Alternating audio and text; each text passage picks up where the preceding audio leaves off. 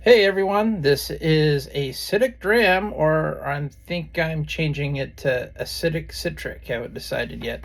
Anyway, it's been a few months since I've been vlogging, and I posted a short video the other day. But I wanted to drop a little video to say what's going on. Okay, so back in May of earlier this year, decided to, tackle one of the major things in my life, which is my weight, and face it down and do what I can to, improve my life and quality of life, I should say. And so in May. I got an appointment with a bariatric surgeon from a group called New York Bariatric Group. Okay, so that wasn't my first choice, but we'll get into that in a second. So I made an appointment with them in late May. I was able to get an appointment in with them on June 15th. So before I even had that appointment, I didn't weigh myself. I knew I was actually probably closer to 600 pounds at that time than I was at my first weigh-in at 547 at the initial appointment. So anyway, in late May, I came across this product called Keto Chow, and that started to start a kickstart my weight loss by doing the keto diet. So I started using Keto Chow, which was good. Then I started weaning off Keto Chow and started just eating a lazy keto meal, basically avoiding all breads, all sugars, all candy, all desserts, everything like that, and basically staying with meats, cheeses, fats. I do use the occasional. Shake still, which I'm going to actually start implementing more in the future. But let me get to the point. So anyway, I was doing that, and then I did lose weight between that and when I created the appointment with the bariatric surgeon from NYBG, which I will call them from now on, and June 15th. And on June 15th, that's when I weighed in at 547. Okay, so my first impressions of this New York Bariatric Group. When I made the appointment, I didn't know the surgeon. I won't mention his name. He seems like a decent guy, and so I'm not going to drag him. I'll drag the company he's a part of. So when I made the appointment with this surgeon, I thought I was making an appointment with his practice. I did not realize that he was, merging his private practice into with a corporate group. So my very first appointment with them was very disorganized. They gave me a packet of 12 pages to fill out. I filled out that information and I gave it to the receptionist. They did nothing with it. They basically said, "Oh, okay, whatever." And they gave me an iPad to fill out stuff, and that was it. That I weighed in 547, and then I met with the surgeon. I was with the surgeon for like 3 minutes, and he said, "All right, there you go." And then he gave me a number for get a psych evaluation and to start nutritionist to have appointments with their nutritionist. Now that was it. That's all I heard from them. So I scheduled my psych evaluation, and then I had my nutritionist, and then I did those appointments, and I didn't hear anything from them at all. And then I did a follow-up appointment that was canceled and rescheduled. And at that time, I weighed in at, I think, 527. And so that was a 20-pound loss from when no, 525 I weighed in at.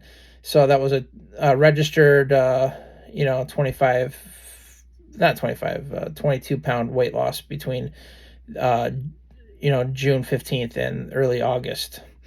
So then at that point he said, "Oh, everything looks like we're going good. You got nutritionist, you got blah blah blah. Now we just need to get endoscopy, and we should be good to schedule a surgery." Okay, so my BMI level is pretty substantial, and so they made an endoscopy appointment, an endoscopy appointment, and it was for early September, I believe. And so, and when they scheduled it, they said, "All right, you're good to go." And then they called me a couple days before to confirm the thing, and then like the day before, they one of the there I guess there was like disorganization with them. And so one of the people I talked to says, "Well, no one told you, but you can't have your endoscopy. You're too fat for the machine." Quote unquote, that's what they said. And I was kind of pissed off. So I wrote a a message to the New York Bariatric Group, because they're responsible, and they basically, uh, basically, basically said, "Oh, we'll deal with it. We'll deal with it." Never dealt with it. And I got an apology from one of their lackeys that work at the New York Bariatric Group. She doesn't know who I am. She's supposed to be my case manager, which I didn't even know there was. Okay, so anyway, so they made their quote unquote apology. Then they rescheduled a endoscopy for Halloween on October 31st.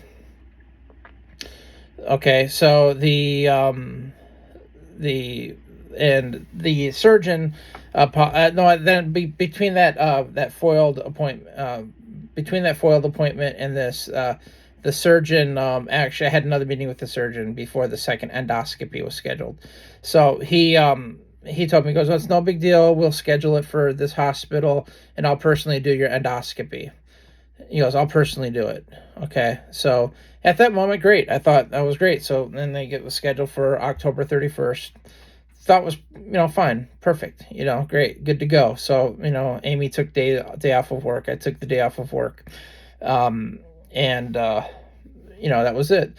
Then the Friday before, I get a phone call from the hospital that was doing it, and they requested down payment of $800 for the procedure, which I don't have a problem doing, because I know that there's deductibles. I know there's expense. There's going to be expenses involved. I understand that, and I'm fine with that. So I gave them the down payment for the 800. But then on Monday, I get was it? No, it was the week before. So that was a week before. So that was I don't remember the exact date.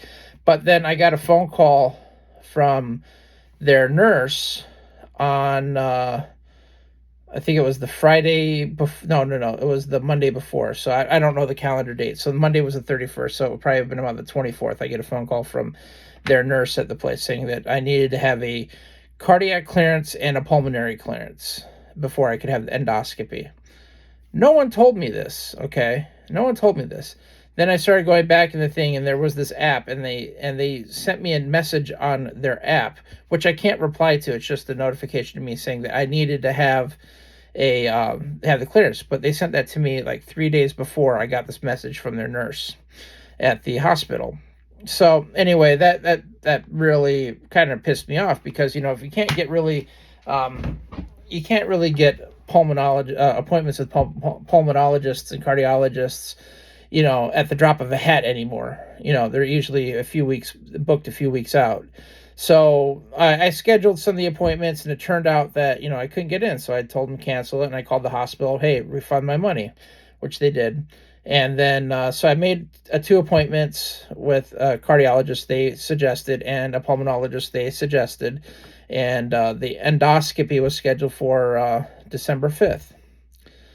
So anyway, at that time, I sent a pretty scathing message to them and to the nurse that works there. I'm not New York Bariatric Group is the company that I contacted. I'm not going to out her. I'm not going to out the doctor, but I'm going to out that company. Anyway, so the so I started questioning it. So I was like, my biggest thing is like their whole mission statement is they take care of morbidly obese patients. They put their priorities first so they can have live a more fulfilling life. That's their whole premise. But it's all a sham, because the sham is it's a fast food industry. It's the same thing as McDonald's. McDonald's or fast food. They shove through all these people through the doors. So, for example, like the surgeon place, they will take in like 1,000 patients. they end up only having like maybe 100 patients get the surgery because their incompetence is so they're so incompetent that they can't give you a roadmap of what to do. They don't tell you anything. Everything's a secret. They don't tell you. It's on their time schedule. They don't treat you like a partner. They treat you like you're just a cash cow, and that's it. That's all their whole goal. Okay. So anyway, there's this hospital here, Valley Hospital, and I've had a couple. I had a couple, interactions with them, and I was pretty happy with them. My primary care doctors with them, and I went to the emergency room. As I said, I had a scar on my head, and I also spent a week there when I had an infection in my in my leg, and they're all good, decent people there. So um, I found out that. I started looking on their website, and I noticed that they got a new surgeon. So I called. That's the reason why I didn't go with him in the first place. I guess the Valley Hospital surgeon, they ended up quitting and moving, and so they basically had to shut down their whole weight loss surgery clinic for almost a year. It looks like. So anyway, that's who I wanted to go with originally because I felt comfortable with their hospital system. Plus everything, they have all the doctors there in their system, so I don't have to go traipsing around, finding my own cardiologist, finding whatever, and have to worry about them getting the notes back. This way, they're all in the system. It's all in my patient portal. They can share the information between them, which is perfect for me. All right. So anyway, I called them a couple days after I find out that I needed to have these clearances. So I talked to the lady that works there. She's the receptionist. She's a great lady. And I spoke with another person there. She is good too. And they got me in. I told them my situation, and lo and behold, they were able to get me in the following week. So I had my first appointment with the new doctor at Valley 2 weeks ago.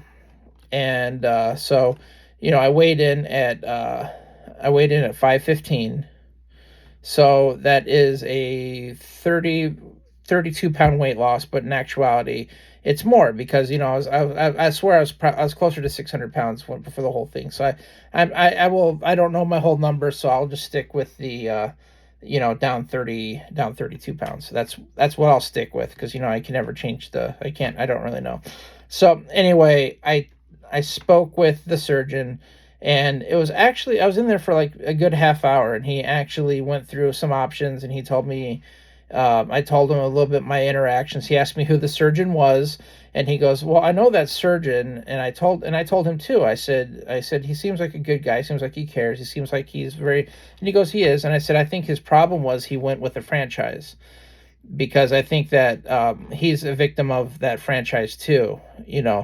I think he is more, I don't know his intentions, and he said the same thing. He kind of agreed with me and said, yeah, he goes, it's kind of hard when you go from a private practice to a corporate practice.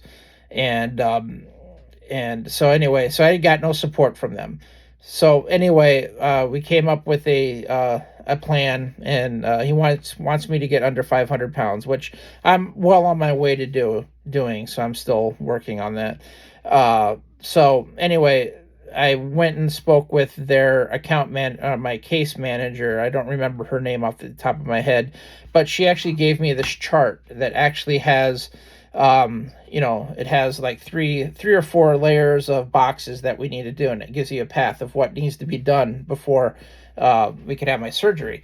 And so it's a complete roadmap, and that roadmap included, getting my psych clearance, which was great because the psych guy I had my psych clearance with, they actually used that office. So all I had to do was, give them a call and fill out the release information, and I gave them that information. I do have a little problem with this in a second.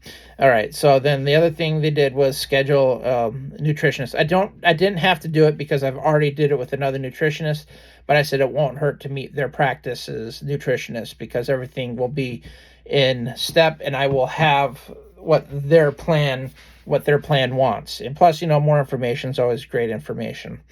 Is always, you can never have too much information. Well, you can have too much information, but it's always better to have, a better better understanding. The other things that we talked about was I had to get a pulmonologist, establish a relationship with a pulmonologist, and also a cardiologist, establish a relationship with an echo with a cardiologist. So that was, and I needed to get blood drawn. So I had a list of 3 or 4 different things I needed to do. And so, anyway, I scheduled my appointments with the pulmonologist and cardiologist, and then I had my appointment with my nutritionist last week. And well, that I don't understand.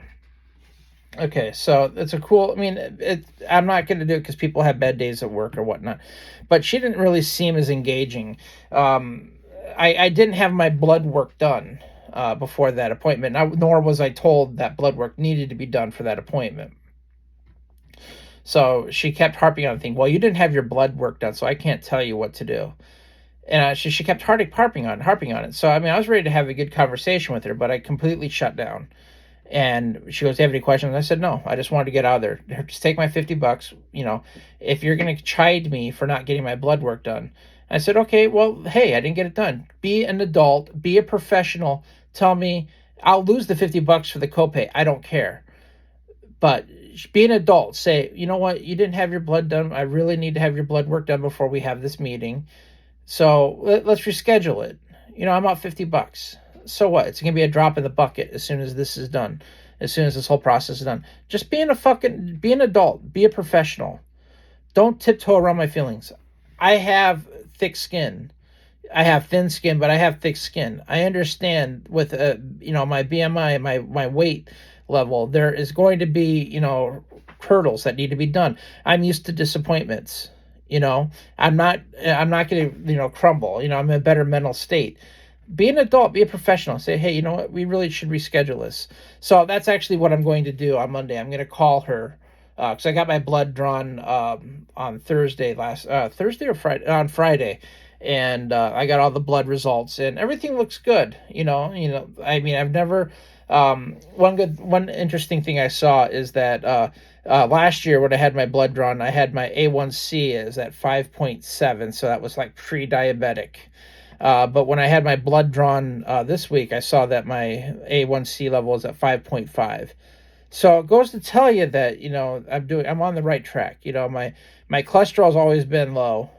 All that cholesterol stuff's always been low, and it still is low. It's lower than it was. What's funny is that I'm eating a lot more meats and cheeses and fats than I have ever in my life. I mean, it's basically all I eat now, and my cholesterol levels and all that stuff is actually, if not the same, but better than they were before. So, and again, I don't know what the numbers are. Every time I see something, I go to WebMD and it tells me I have cancer or I have organ failure. You know how that is if you ever go to WebMD. But anyway, so that kind of peeved me a little bit. But anyway, so I had so that was that appointment. So I'm feeling pretty good, and so I have my primary care doctor coming up on Tuesday. So I need to speak with him, and I really need him to write the endorsement letter to say it's medical necessity. One thing I did find out is when I go to the cardiologist, he will decide whether or not I need an echocardiogram. So it's kind of weird, since being obese my whole life, morbidly obese my whole life. You think that I would actually have more complications. You think that, I mean, I do have trouble breathing, it's because it's the weight. I carry so much weight, on me, and it's hard to breathe. But you'd think that I'd have, high cholesterol, high blood pressure, all this shit. I mean, it's just a moment away. I mean, all it is, if I don't take care of this now, it's just going to be like, okay, God has given me enough chances. God's going to say, well, no, dude, I've been looking out for you, bro. I'm giving you these warning signs. Take advantage of it. And God's given me enough chances to, giving me enough signs to say, hey buddy, you need to take care of this. If you want to see me in a couple years or before your time, keep doing what you're doing, but take advantage of it. And now that I feel like I'm in a better frame of mind and better motivated, that I'm moving forward and I'm actually doing really well. I had mentioned this earlier. This is like the first Halloween I've never had candy in my whole life. And you know what? The offices there's bowls of candy everywhere. I'll admit this. Last year, when it was like during Christmas time and Halloween, yeah, I grabbed handfuls of chocolate and eat it on my way out to the car. you know, but this year I didn't. I wasn't tempted by it at all. I look at it and I'm like, there might as well just be a box of Staples, a bowl of Staples and office supplies. It might as well just be that because it's not appealing to me right now. But anyway, so the only concern I have is the concern that the lady had. Since I moved to New Jersey, I didn't have a primary care doctor until last year, and the so it's 1 year. So it was like 3 years, 3 years I didn't have a primary care doctor, and I think that I stopped seeing my primary care doctor for a year because he was basically saying, well, you need to change. You need to change, but if you're not going to change and do it, just accept what you're living at and stop complaining and do it. And I kind of bought into that. I didn't really buy into it, but he was actually, I'm going to help you, but you need to help yourself first. I wasn't ready to hear that part about help myself first. So anyway, so hopefully, I just submitted a request to have my medical records from that office sent to my bariatric surgeon's office. Hopefully, that will meet the requirements. Because otherwise, I'm sure there's ways around it to get approved for surgery. But so we'll cross that bridge when we get to it. I'm still just going to move forward of what I'm doing. So anyway, the other things that so I'm just babbling like a lunatic. But anyway, so one of the things that I've been doing well has been avoiding, breads and carbs and sugars and whatnot. I've been doing well with that. I haven't been doing well with avoiding iced coffees. I'm addicted to iced coffees. I love it. I enjoy them. So basically, typically daily, I get an iced coffee from Dunkin', with skim milk and, with their mocha. And I usually get that once a day. And then Diet Coke is the other thing too. Diet Coke and Diet Dr. Pepper, my favorite. So I'm really gonna start. I've been cutting that down quite a bit. I've been probably consuming about half, instead of doing like two iced coffee, or like maybe, I don't want to say two iced coffees. Instead of doing like one iced coffee every day, I probably have one every other day ish. Maybe instead of 7 days a week, I probably have five now. Diet Coke, instead of drinking probably a half a gallon to 2 liters a day, I'm down to about 20 ounces a day. 2 liters. Yeah, 2 liters. Yeah, I'm down to about, I'd say, a liter. So I cut that in half, and I need to cut more out. It's something I have to work on. But it's a work in progress. But yes, one of the things that the nutritionist said is you need to start moving more. And, I took offense to that. Of course, fat people, easily take offense to a lot of stuff, because, you have a thin skin. You have a thick skin and you have a thin skin. I have a thin skin about that. So anyway, so I took that to heart. And so I was doing like the minute ellipticals. I've changed my idea on that. I decided yesterday I'm actually going to be focusing on distances. So starting this week, my goal is to do a quarter mile on my elliptical every day this week. I did it today.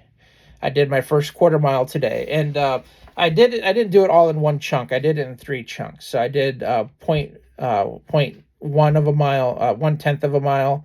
Then I did waited. I rested for a few minutes. It wasn't that hard actually. I did, although my thighs were burning, and breathing was fine. It's just my thighs were burning and really uncomfortable. So I took a seat for a couple minutes, got up again, did my other 0.1, and same thing, rested. Then I did my final 0.05 mile. So I did the point. I did 1/4 of a mile, and I would say in probably about 5 minutes. Maybe I don't know total left. I don't know. I didn't look at that. I just looked at the odometer there. I just looked at the distance traveled. So that's what I'm going to be working on. So I'm going to be working on doing the 1/4 mile every day this week, and then I'm going to up it to a 1/2 mile next week. And I'm not going to worry about the time. All I'm going to worry about is listening to myself, listening to my body, saying, okay, the goal is to do that 1/4 of a through this week is to be able to get that 1/4 mile done in one full run instead of the breaks. So if I have to take 2 breaks to get that 1/4 of a mile, so be it. It's not a sprint, it's a marathon. So so be it. But the whole goal is to get the distance down. So my whole goal is to get to a mile a day by the end of the month. So and that is in one chunk. So if it takes me 30 minutes to do a 1/4 mile, it's going to take me 30 fucking minutes to do a 1/4 mile. And I'm going to do it in the morning before I do work. So that means I had to wake up sooner, and I had to go to bed earlier. Instead of going to bed at 3 a.m., maybe going to bed at 1 a.m., you know, instead of waking up at 9:30, maybe waking up at 9, maybe waking up at 8:30, you know. So anyway, so we'll see how that goes. The first 1/4 mile today was good, you know. I feel better. It's losing that 32 pounds, quote unquote 32 pounds, or even more, I guess, I don't know, it's helping me a lot. I did a lot more. The other thing I did this week that was cool is I went and visited my favorite barber, Big Yam, over at Loyalty Barbers in Ridgewood. Love it. My haircut was fucking awesome. I'm gonna start making that a monthly ritual. The dude is legit. So, I mean, he's a legit dude. Anyway, we're going on 27 minutes here. I'm going to cut this out right now and load it up to the tubes. And I'll check with y'all later. All right, peace out.